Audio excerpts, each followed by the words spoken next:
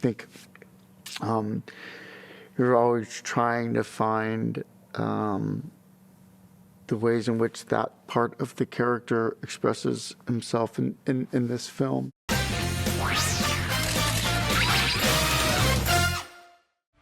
Take me back to that night on stage. What's changed? Well, I'll tell you what's changed. I'm not alone anymore.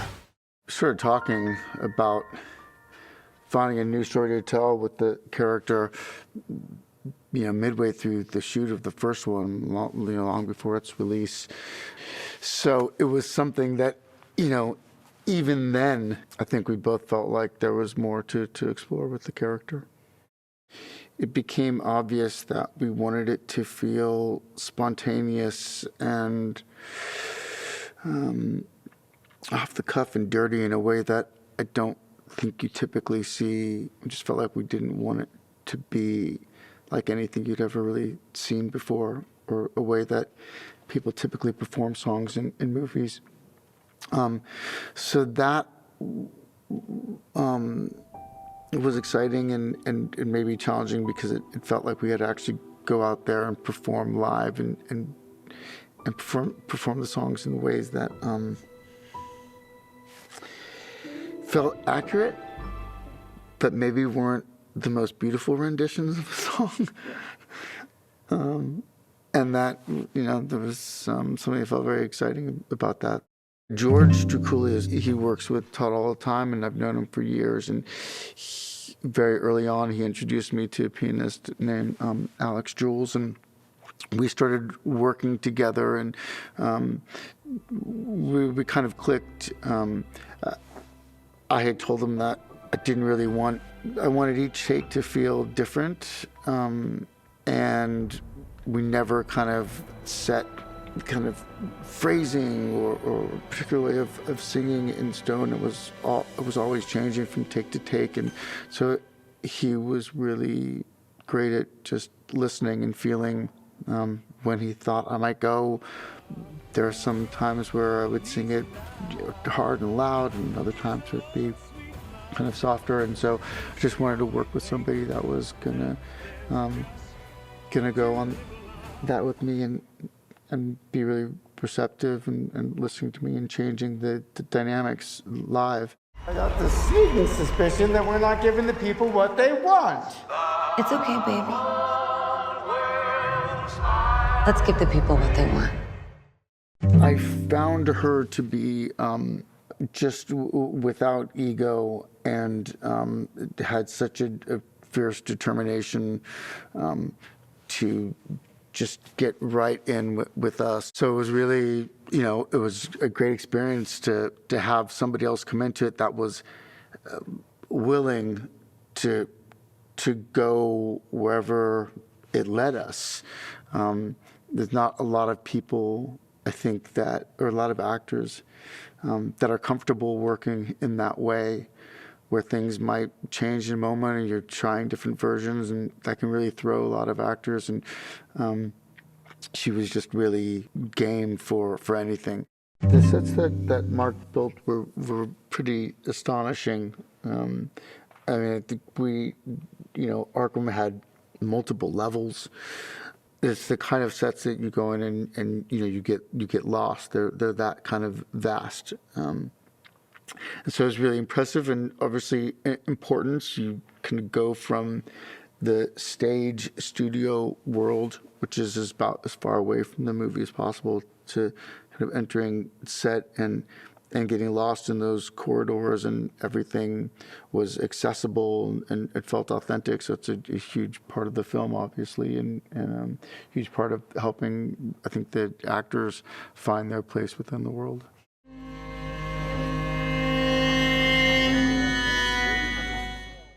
It was a huge part of the first film, and really the development of certain parts of the character. I think I found, while listening to her music on set, on film, rolling, and that's a really special feeling anytime something comes alive in that way, and to have it captured on film that moment. So I always felt like the character and Hilda were always very closely tied together. So it was exciting to know that she was coming back for this, and I think you're always trying to find the ways in which that part of the character expresses himself in this film.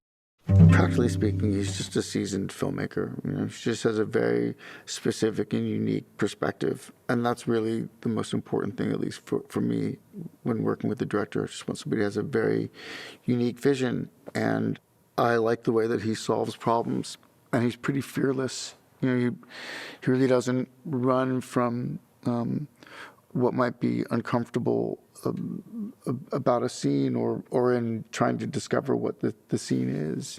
Weird, stupid insecurities and fears that you have when you're creating something and it's being captured on film and it's going to be there forever. And there's all sorts of panic that everybody goes through in their own way. And he's all of that kind of revolves around him and requires his attention. He thinks very quick, which is great, which allows you to really come at a scene a different way each take if you want.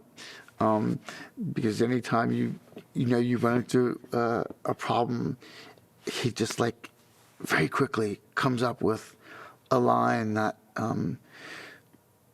just solves the problem and is funny. It's a very... I've never worked with anyone quite like him.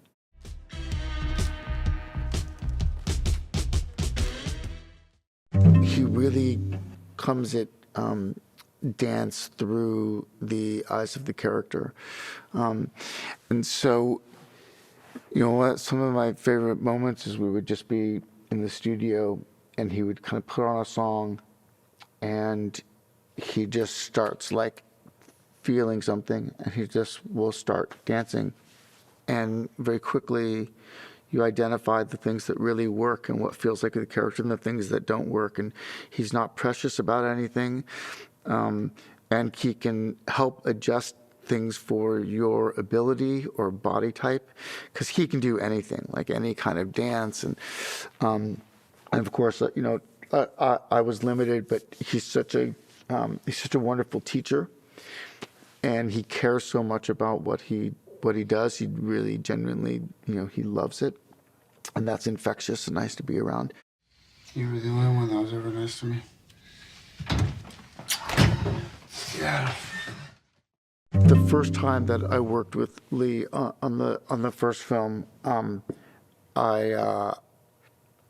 was really surprised by his acting. I remember after that day, I said, Todd, that guy's really amazing. He's there's a depth and you feel that there's a history to that character, and that's oftentimes hard to do when you have two scenes in a movie. So I was really surprised by his depth and the weight of his acting, so I wanted to do more scenes with him in the first film. I kept trying to get him in every scene, and so I was really happy. I think when Todd and I first talked about revisiting this character, I was like, we have to, Lee has to be back in some way. I don't know how he's here, but I have to work with him again. So I was really happy when I got to that sequence and knew he was coming back, and he's so good in that scene, and it's a pivotal moment. Look at all these people. Who do you think they see?